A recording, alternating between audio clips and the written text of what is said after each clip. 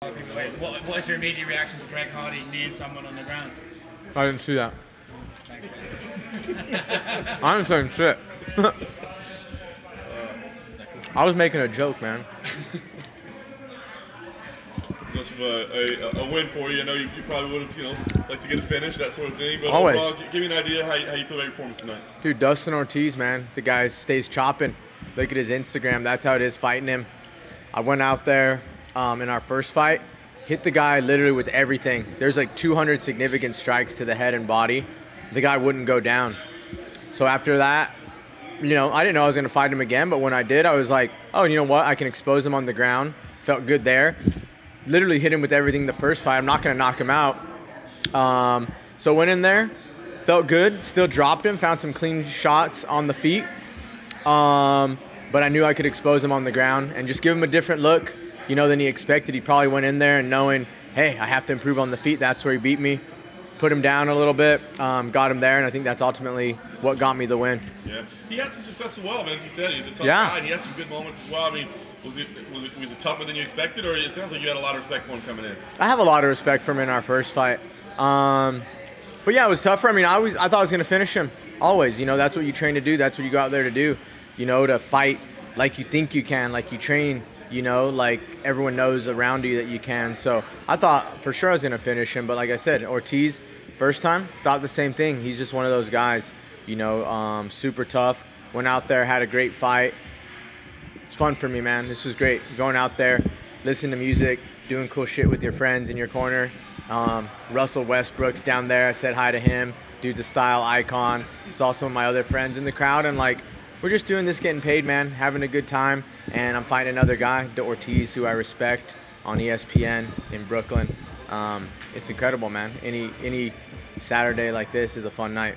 You kept yourself at the top of the division, of course. I know you got to be tired of talking about it. I've been at the top of the division. That's what I'm saying. You've been there from the beginning, right? And I know you got to be tired of talking about it, but I'm sure you saw the press conference play out where, Dana wouldn't answer anything, and he said, we'll see you on Saturday. I mean, what the heck do you do now? I mean, where do you go from here?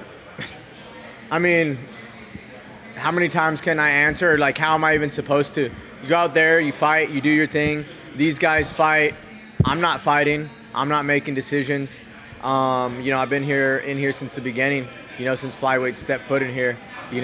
I've been doing it, been a fan of every flyweight since. We finally have new life, a new champion. Dude's an Olympic champion. We have super fights. We're headlighting, and there's hundreds, thousands of kids out there trying to be the flyweight champion of the UFC right now. You know what I mean? I mean, it would be crazy to get rid of something like that, not knowing, what the future even holds, because this is the first real sign of the future in the history of the weight class. You've been chasing the belt for a long time. What do you Yes. think that new belt they unveiled? Belt's a belt. It's good. It's what it symbolizes. I'm not going to go in on design detail if you wanted me to, but symbolizes being the best. That's what I'm here for since the beginning, since the original 4. We fought in Australia. And I fought DJ for the inaugural title. He went on to become the longest reigning title guy ever. I'm still here and calling for the title. I have a win over the champion. TJ's fighting him for the title. So the mission has been the same the whole time since it started, since I laid the groundwork for this division to be the best in it. So that's obviously what I want next. What's been your opinion of TJ's attitude this week? He's made I don't care if it goes to fight division. It's a little, it's disrespectful. There's one thing doing your own thing. Everyone wants to be the best and everyone wants to do great. No one would ever stop anyone from doing that. But there's no other, champion out there that's I'm going to close the division. It's if it happens, it happens. I'm just doing me. There's just ways to go about things and answer things. Even if you're faking it, just fake it. Just be don't, be like, I'm doing my own thing. I don't know what's going to happen for the division. Not can't wait for this division to close. When you have friends and people there that have been training their whole lives for it. So it's just one of those, crazy things. But at the end of the day, it's not because of him or because of this or because of that. Whatever's going to happen is going to happen. I obviously think there's a bigger chance of it staying.